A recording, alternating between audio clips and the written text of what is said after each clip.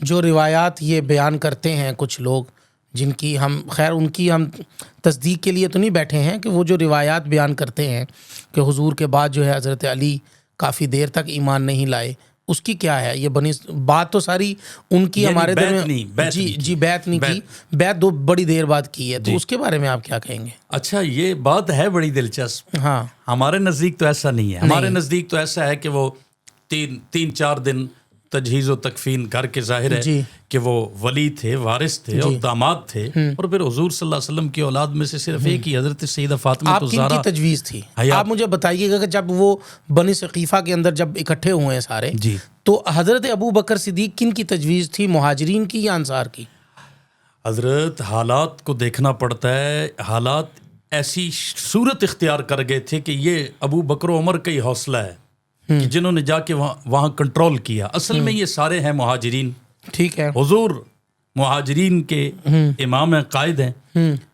انصار کے بھی آپ قائد رہنما. حضور صلی اللہ علیہ وسلم کی رحلت کے بعد انصار یہ کہتے ہیں کہ ہمارا امیر ہم میں سے ہوگا، مہاجرین تم اپنا چن لو، ہم یہاں کے لوکل لوگ ہیں، تم باہر سے آئے ہوئے.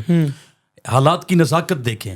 حضرت سیدنا علی المرتضیٰ گھر کے کام کاج. اب مجھے بتائیں کہ ایک ہی بیٹی کسی شخصیت کی دنیا میں موجود ہو اور اس باقی بیٹیوں کا انتقال ہو چکا، بیٹی کا شوہر، کتنی ذمہ داریاں ہوتی ہیں گھر میں، ہوتی ہیں.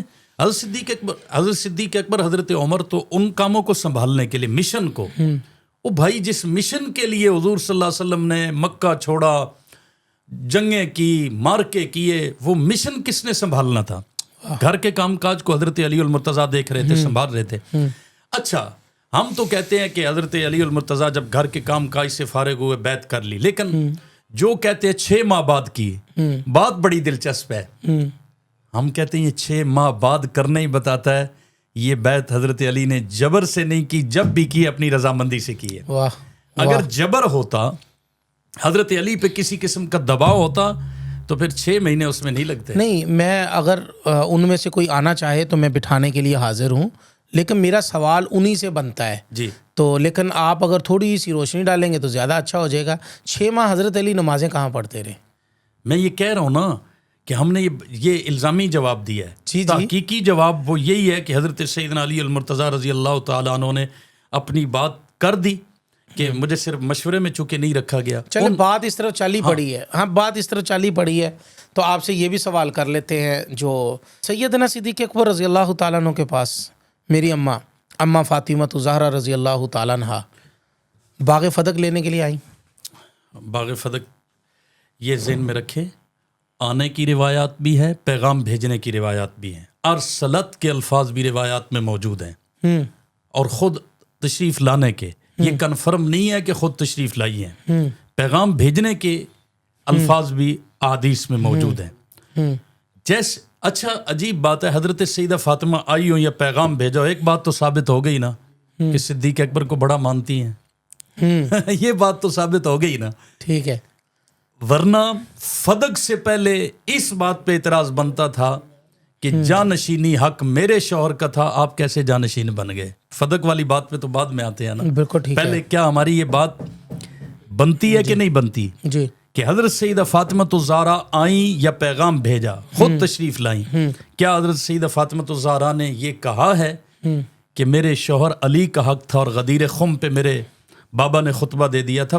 بات وہی ہے کہ بیٹی ایک ہی ہیں، جو کہنا ہے اسی لخت جگر نے کہنا ہے. حضور صلی اللہ علیہ وسلم کے صاحبزادے بھی دنیا سے رخصت ہو چکے، بیٹیاں بھی تشریف لے جا چکی.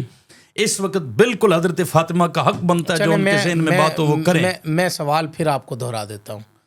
تشریف لائیں باغ فدق کے لیے؟ میں نے عرض کیا ہے کہ تشریف لائیں، حضرت عباس ساتھ تھے. تشریف لائیں؟ جی. حضرت عباس ساتھ تھے؟ جی. بقول آپ کے؟ جی. مجھے یہ بتائیں کہ جب آئی گئی تھی تو صدیق اکبر رضی اللہ تعالیٰ عنہ وہ دے دیتے؟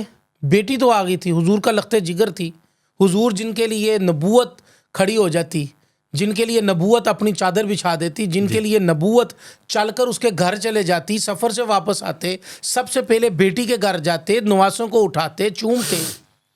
اب وہ کائنات کی عظیم ترین ہستی، کائنات کی تمام عورتوں میں سے جو حضور کے سب سے قریب عورت تھی بحیثیت بیٹی، وہ اماں فاطمہ تھی، وہ آ تو گئی تھی آ گئی. آ گئیں, مانگا تو دے دیتے, دیا کیوں نہیں؟ یہ بات ہے بڑی دیکھیں دلچسپ. بالکل ٹھیک ہے, میں نے جو سوال کیا میں نے پبلکلی کیا, بالکل ٹھیک ہے. میں نے اپنے علم کے اعتبار سے نہیں, مجھے پتا ہے جواب, اس کو آپ کو بھی پتا ہے, مجھے بھی پتا ہے. بعض لوگ کہہ دیتے ہیں کہ جی مفتی صاحب آپ بیٹھے ہیں, آپ کو پتہ ہی نہیں ہے سوال کیا کرنا ہے. مجھے سارے سوالوں کا پتہ ہوتا ہے, یہ پبلک کا سوال ہوتا ہے.